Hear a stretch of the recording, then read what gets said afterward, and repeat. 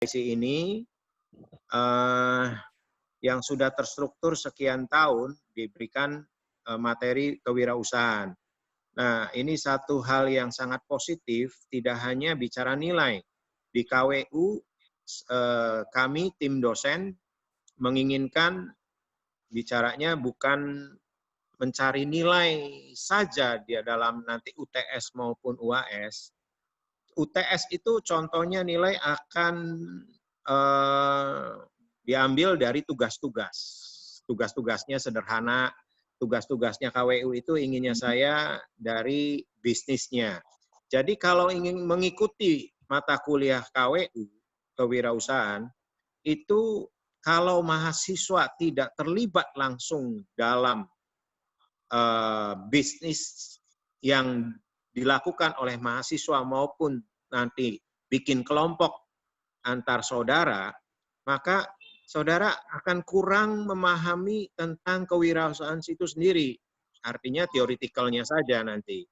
Jadi ini yang saya berharap bahwa KWU adalah nanti membentuk tim bisnis. Tim bisnis dengan teman-teman saudara. Nah, tim bisnis ini bukan bicaranya memenuhi selama saudara kuliah di UCIC, khususnya mata kuliah KWU.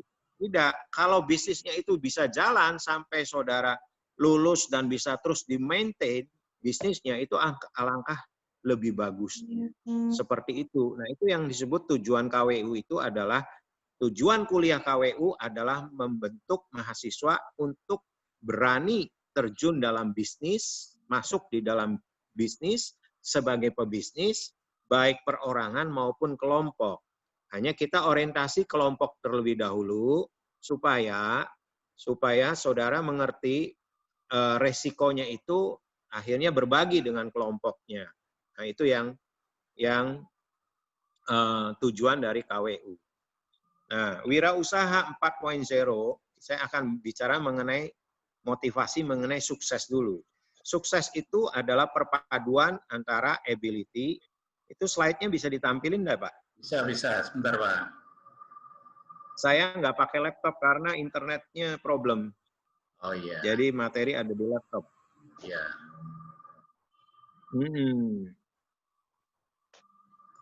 Ya, jadi sukses adalah perpaduan antara kemampuan. Kemampuan itu adalah apa? Ya, kemampuan saudara, hard skill-nya ada nggak? Nah, masing-masing orang itu hard skill-nya, kemampuan talentanya beda-beda.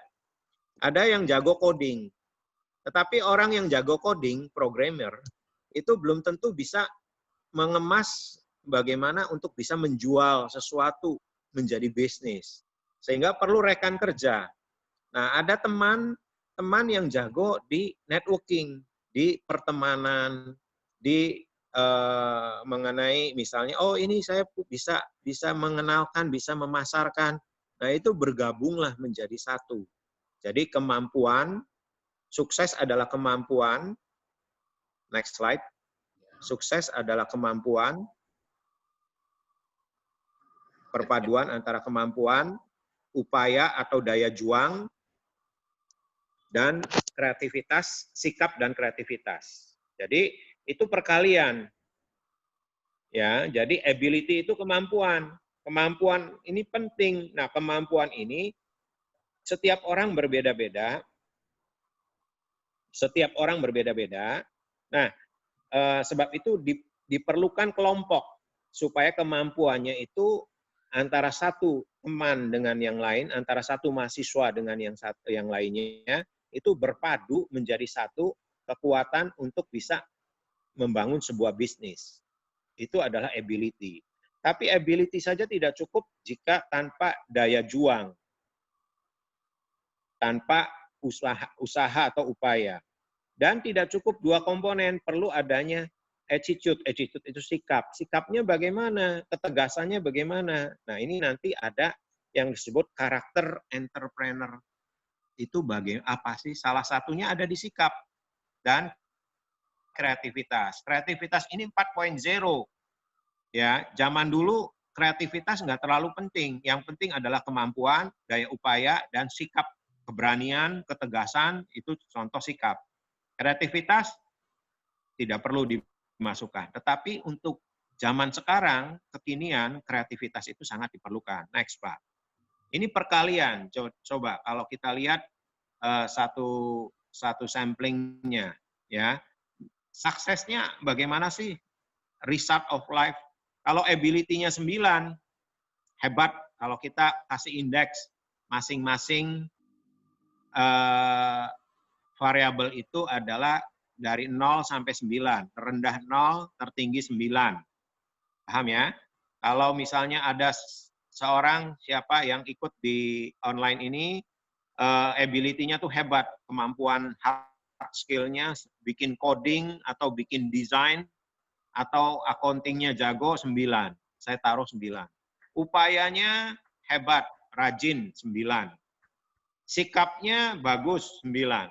Tapi kreativitasnya 0, nggak memunculkan menjadi bisnis, maka 0. Demikian pula yang lain. Kalau salah satu variabel ini ada komponen 0, artinya tidak mencukupi menjadi suatu parameter untuk menjadi bisnis, maka tidak tercapai. Jadi harusnya tidak boleh ada satu variabel ya di dalam membangun wirausaha itu yang nilainya 0. Artinya kalau nggak ada kreativitas, orang yang jago kreativitas, ya cari teman yang bisa kreativitas. Gitu. Kalau misalnya yang sikapnya yang bagus bagaimana? Nah, itu yang perlu dicari. Next, Pak.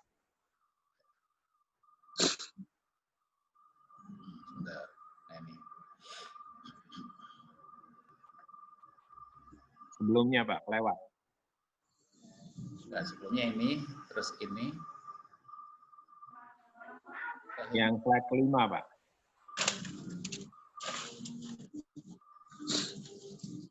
Delapan alasan kenapa milenial harus jadi wirausaha. Slide kelima, Pak. Previous. Udah ya?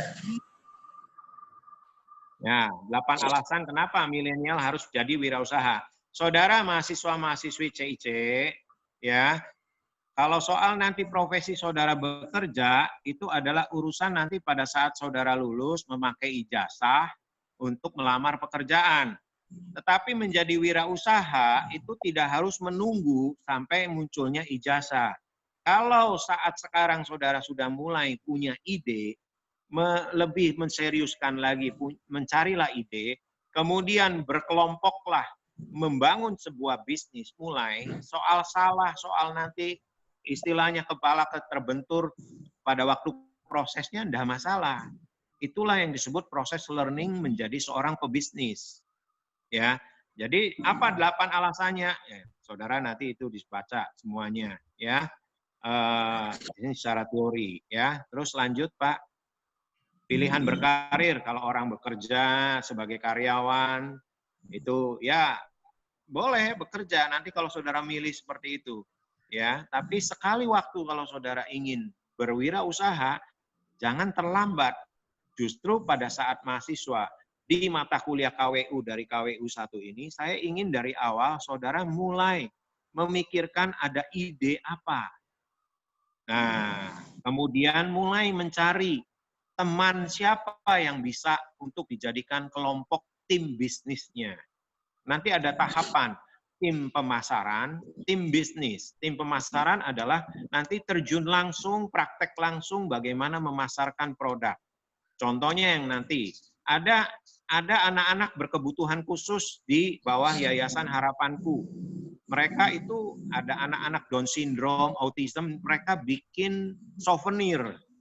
Mereka bikin souvenir, mereka sering buat expo di keraton, mereka jualan ke sana. Nah, nanti kita mahasiswa-mahasiswi CIC latihan bagaimana membuat konsep pemasaran supaya produk ini bisa lebih laku. Ada social planner di situ, ada pengertian social planner, entrepreneur yang mempunyai kandungan konten sifat sosialnya karena dibuat oleh anak-anak berkebutuhan khusus.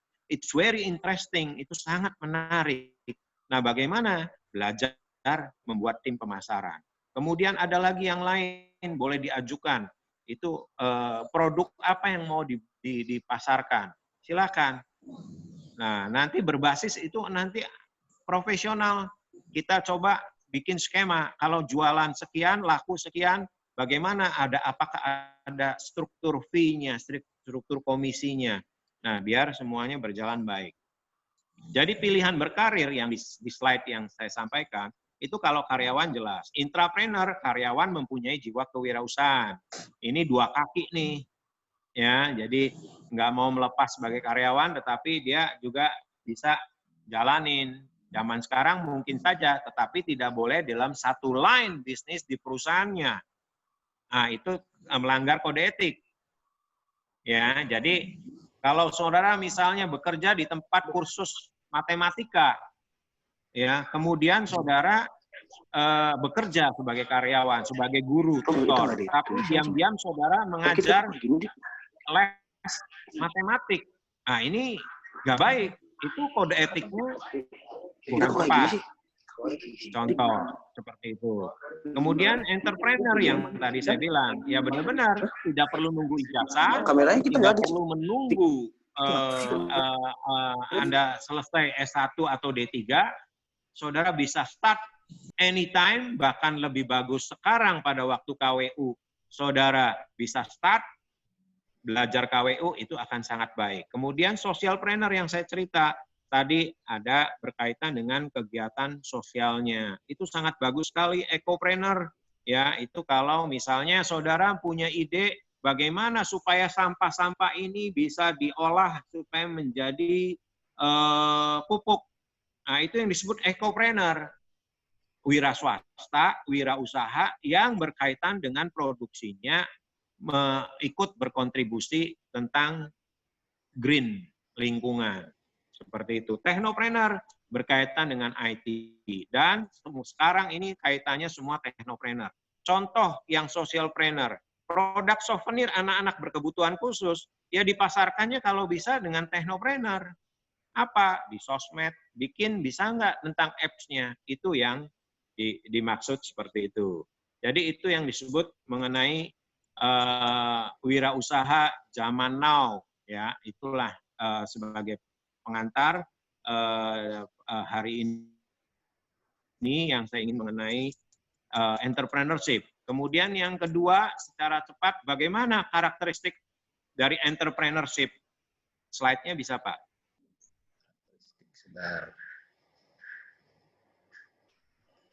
Oke, saya lanjut. Karakteristik entrepreneurship adalah nomor satu itu ketegasan. Keberhasilan sebagai pengusaha itu adalah kemampuan melihat masalah atau situasi. Keberhasilan pengusaha itu bukan melihat uang. Awalnya melihat suatu masalah dan situasi dan mampu mengatasinya. Itu mengenai sifat karakteristik dari seorang pengusaha. Dan seorang pengusaha itu adalah mampu mencerna semua informasi, data yang masuk, yang pada saat saya terima, itu diolah, dicerna menjadi sebuah proses bisnis. Ujungnya adalah sebuah proses bisnis. Bukan yang ini, Pak. Ini nanti tugas aja. Ya, biar saya ceritakan saja. Ya. Kemudian yang berikutnya adalah ketegasan itu adalah karakteristik dari pengusaha yang mampu membuat keputusan percaya diri untuk maju. Seorang pengusaha kalau minder, kalau nggak percaya diri, ya bagaimana dia bisa membangun usahanya? Jadi saudara nih sebagai mahasiswa, ya dulu saya mulai juga dari SMP. SMP kelas 1 saya sudah mulai jualan kopi, bubuk kopi, karena susah ekonominya, bayar uang sekolah sulit, nggak bisa. Jadi saya harus terpaksa jualan keliling se-Cirebon, itu sepedanya dipinjemin temen, jualan kopi keliling, ya itu saya harus mengambil keputusan, ya sudah saya jalanin, ketegasan saya putuskan. Saya menerima informasi, informasi apa yang disebut tadi mencerna semua informasi. Adalah saya menerima informasi dari teman, dia punya kopi, bisa dijual, dan saya datang, saya bersedia menyediakan diri untuk menjadi salesnya, menjualnya. Nah, itu adalah saya mencerna informasi yang saya terima pada waktu itu. Dan saya membuat keputusan untuk percaya diri, saya mampu menjual. Tapi boleh ya, saya jual, saya bayarnya pada saat saya laku. Lakunya berapa? Ya saya laku 5 hari ini, saya bayar 5. Jadi itu yang disebut ketegasan. Seorang pengusaha harus punya ketegasan. Contoh yang lain, ketegasan itu tidak boleh ada keraguan-raguan. Karena keraguan-raguan adalah salah satu penyebab terbesar kegagalan bisnis. Ya, apa sih keraguan-raguan? Contohnya, kalau saya lihat misalnya parameternya. Kalau kita makan siang atau kita sama teman-teman, kalau milih menunya lama, itu berarti ada gejala ketegasannya kurang. Itu mesti dilatih, mesti cepat dalam bisnis. Karakter kedua, keyakinan. Kalau kita tidak yakin, itu pola pikir wirausaha itu harus yakin terhadap apa yang akan dijalankan, terhadap ide bisnisnya yang ditransfer menjadi kreativitas dan inovasi. Itu keyakinan bahwa saya yakin ini akan jadi bisnis yang bagus. Nah, itu keyakinan. Karakter pertama adalah ketegasan, karakter kedua keyakinan. Ya, kemudian apa? Jadi kalau untuk membangun percaya diri dalam keyakinan, saya tambahkan, apakah Anda ingin menjadi misalnya koki profesional? Bagaimana caranya? Ya mulailah memasak. Kalau Anda ingin menjadi copywriter, penulis buku, terus Anda nggak pernah nulis, ya nggak bisa. Kalau Anda ingin jadi copywriter, yakinlah saudara bisa dan mulailah ada action menulis. Gitu. Kalau misalnya Anda ingin memiliki ide-ide yang kekinian, yang zaman sekarang, ya Anda berhenti nonton Netflix setiap malam. Contoh, itu adalah keyakinan. Anda ingin menjadi podcaster, mulailah podcasting. Anda ingin jadi YouTuber, ya mulailah Anda merekam diri.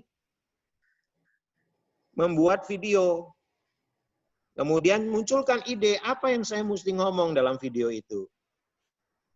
Anda ingin mulai pemasaran email, ya buatlah daftar email, punyalah daftar email dari yang akan dituju. Yang ketiga karakternya akuntabilitas. Ya, akuntabilitas itu adalah transparansi, tanggung jawab. Seorang wirausaha itu harus berani mengambil tanggung jawab atas tindakan dan hasil kegiatan bisnisnya. Segala sesuatu yang terjadi di tempat kerja, wirausaha bertanggung jawab untuk itu. Kalau Anda sebagai wirausahawan, wirausahawati, segala yang terjadi di bisnis Anda yang tanggung jawab.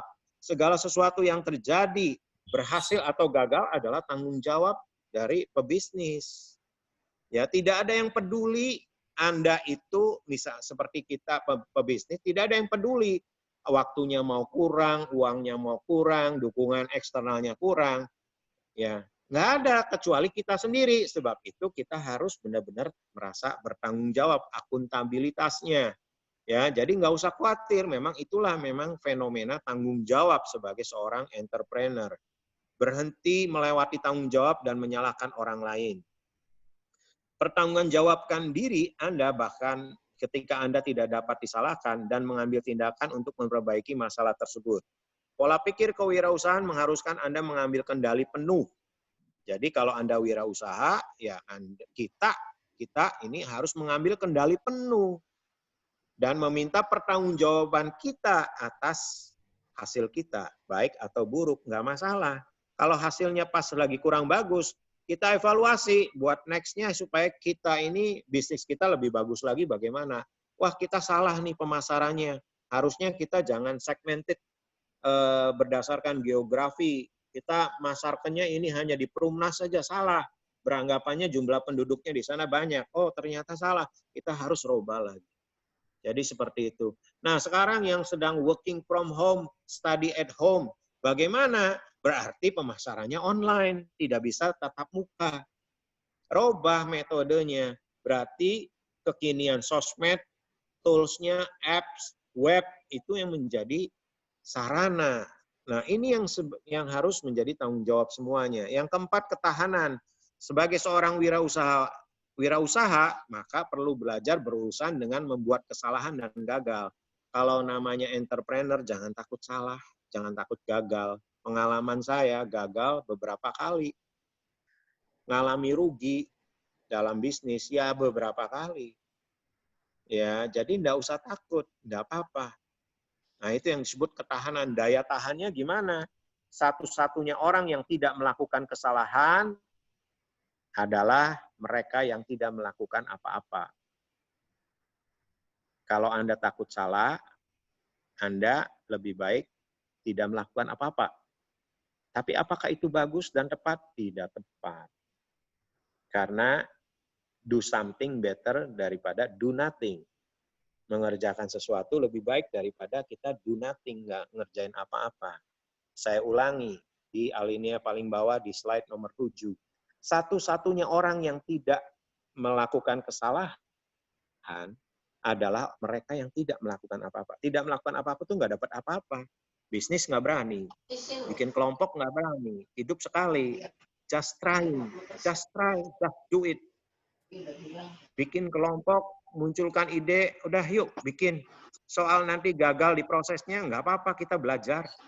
Dan saya nanti akan jadi tutor dan akan bentuk tutor yang lain. Alumni yang sukses akan saya undang menjadi tutor untuk bisnis saudara. Jadi seperti itu. Ya, itu ketahanan. Kemudian berikutnya yang terakhir kerendahan hati. Kalau seorang entrepreneur, ya jangan sombong. Belum tentu berhasil. Langit di atasnya ada langit lagi. Nggak ada yang disebut orang itu yang disebut berhasil sampai pada topnya. Pasti ada orang yang lebih hebat lagi. Nah, jadi kerendahan hati itu sangat penting. Kemudian next-nya apa? Take the next step toward developing your entrepreneurial mindset.